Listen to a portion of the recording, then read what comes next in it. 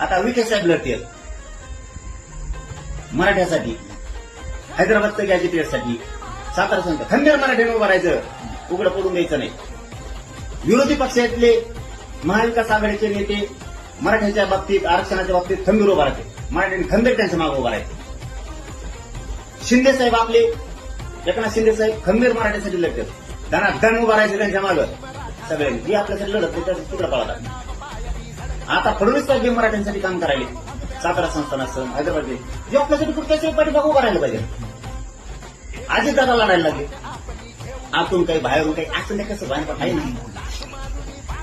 मराठी समजून घ्यायचे गणित हमेशा पुढे दिसला नाही पाहिजे भाषण करायला. मग आपल्या मग असं नाही, आज दादा काही मागून काही चालू असतं ते राजकारणात, मजा त्यालाच मजा म्हणते. आज दादा जो आपल्यासाठी करतो त्यासाठी लढायचं. महाविकास आघाडीतले बी काही नेते खंबीरपणानं मागे आहेत मराठी, त्यांनाही उघडं पडून द्यायचं नाही, त्यांच्याही मागे उभा राहायचं.